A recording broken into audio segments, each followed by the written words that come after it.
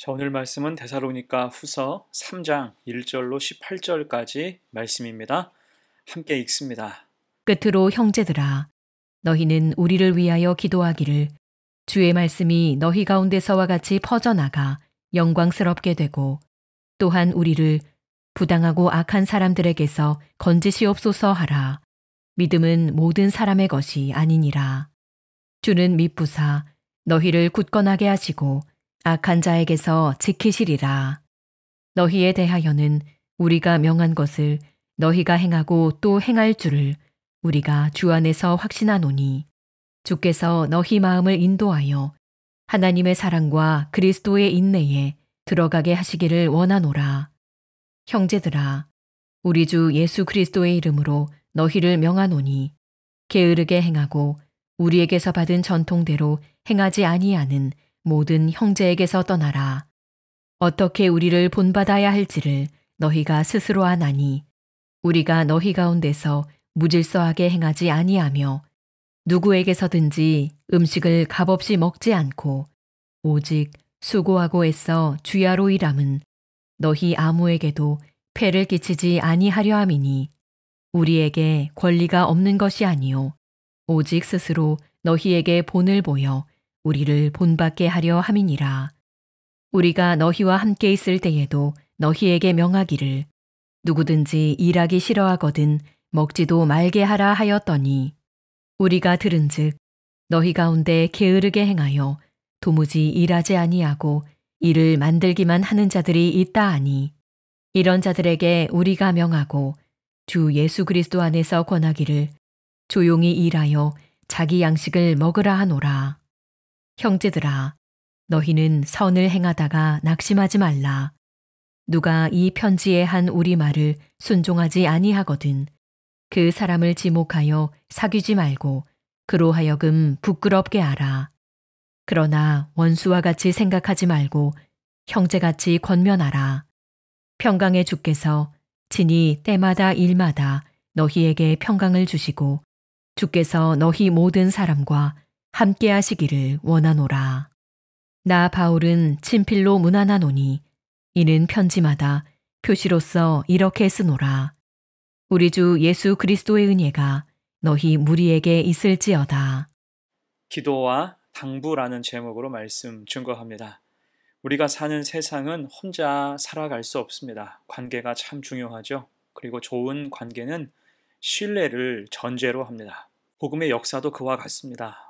복음은 세상 속에서 전해져야 하는데 그 역시 신뢰를 바탕으로 한 소통과 상호작용이 필수적입니다. 신뢰가 없다면 믿음의 씨앗은 쉽게 심어지지 않습니다. 그러면 신뢰를 주는 성도가 되려면 어떻게 해야 할까? 오늘 바울의 모습을 통해서 두 가지 강조점을 생각해 봅니다. 첫 번째, 기도의 중요함을 알아야 됩니다. 오늘 본문은 데살로니가 후서의 마지막 부분 결론에 해당합니다. 그리고 첫 부분부터 바울은 기도의 중요함을 강조합니다. 먼저 바울은 복음 사역을 위해서 기도를 부탁하죠. 1절과 2절 봅니다. 끝으로 형제들아 너희는 우리를 위하여 기도하기를 주의 말씀이 너희 가운데에서와 같이 퍼져나가 영광스럽게 되고 또한 우리를 부당하고 악한 사람에게서 건지옵소서 하라. 믿음은 모든 사람의 것이 아니니라. 아멘. 두 가지 기도의 제목이죠. 하나는 주의 말씀이 확산되어서 하나님 나라가 확장되기를 위해 기도를 요청합니다. 또 하나는 바울과 일행의 안위와 안전을 위해서 기도할 것을 당부하고 있어요. 특히 당시에는 사사건건 시비 걸고 물리력을 동원해서 위협하고 협박하는 사람들이 많았기 때문에 그로 인해서 복음 전파가 막히지 않도록 중단되지 않도록 기도 부탁하고 있는 것입니다. 자, 이런 바울의 기도 부탁은 오늘 본문뿐 아니라 그의 모든 서신에서 찾아볼 수 있습니다. 곧 복음 전파는 전도자의 능력에 달린 게 아니라는 것입니다. 복음 전파는 오직 주님의 은혜와 도우심, 십자가의 능력으로만 확장될 수 있다는 거예요. 그러니 간곡하게 기도하며 부탁하는 거죠. 또한 동시에 바울은 데살로니가 교회와 성도들을 축복하면서 선포합니다. 3절 보세요. 주는 미쁘사 너희를 굳건하게 하시고 악한 자에게서 지키시리라. 아멘.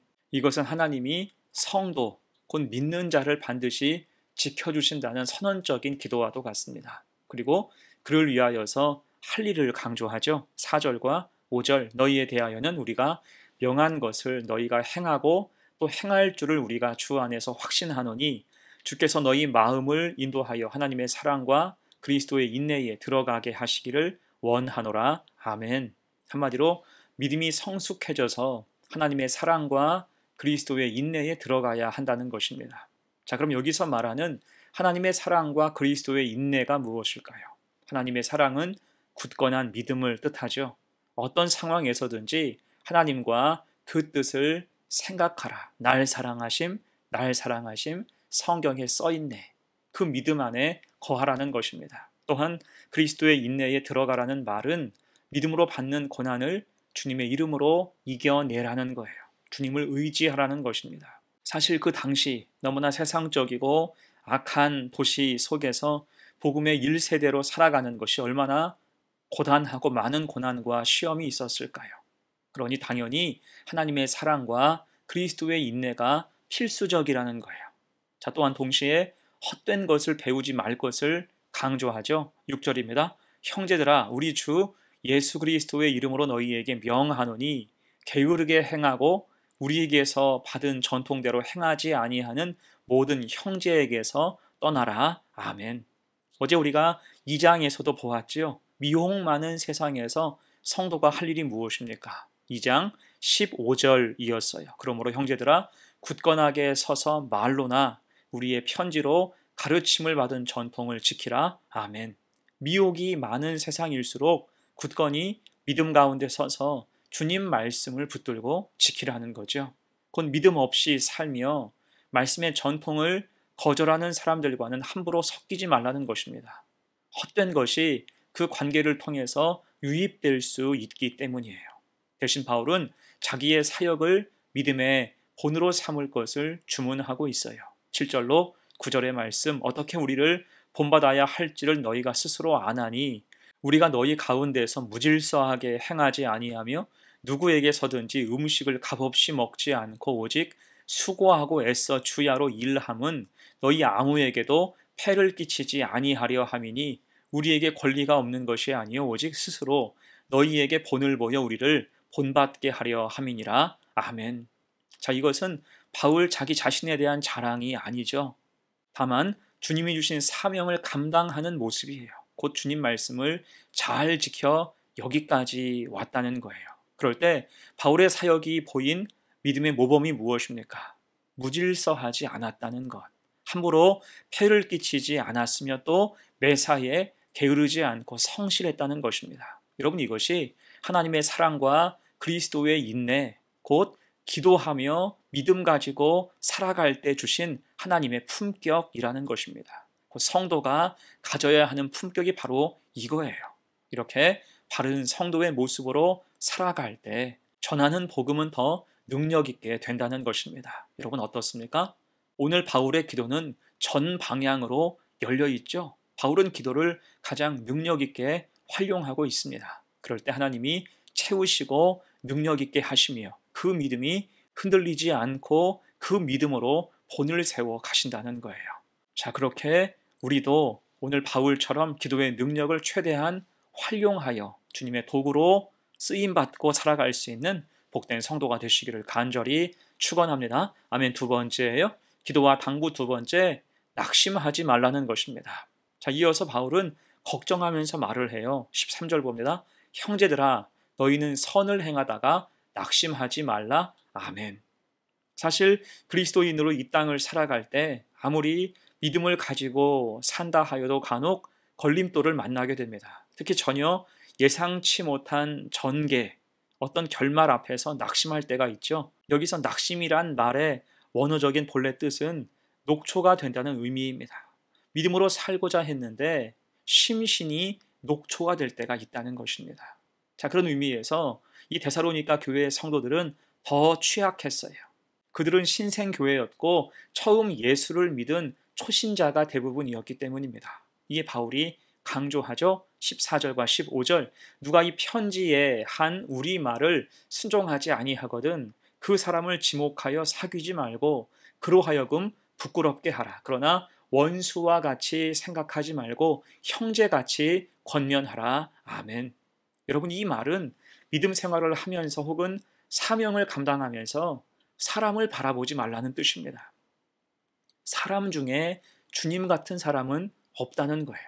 그 사람을 보고 신앙생활을 하게 되면 반드시 실망하고 낙심이 따라오게 되어 있다는 것입니다. 그러니 애초에 사람의 연약함을 알고 주님을 바라보라. 사람을 본받지 말고 주님을 본받으라. 그 말씀을 붙들고 마음을 다잡아서 신앙생활에 임해야 한다는 것입니다. 그럴 때 16절, 평강이 주께서 친히 때마다 일마다 너희에게 평강을 주시고 주께서 너희 모든 사람과 함께 하시기를 원하노라. 아멘. 평강의 주님이 우리를 지키신다는 것입니다. 사람으로는 될 수 없지만 주님 안에 거할 때 사람으로 더 이상 실망하고 낙심하지 않으며 도리어 용납하고 이해하며 존중하는 평강을 얻을 수 있다는 것입니다. 자, 그래서 바울은 갈라디아서 6장에서 이렇게 강조했어요. 자기의 육체를 위하여 심는 자는 육체로부터 썩어질 것을 거두고 성령을 위하여 심는 자는 성령으로부터 영생을 거두리라. 우리가 선을 행하되 낙심하지 말지니 포기하지 아니하면 때가 이름에 거두리라. 아멘. 한마디로 주님 바라보고 살라는 것입니다. 사람을 보고 신앙생활 하는 것은 육체를 위하여 심는 것과 같은 거예요.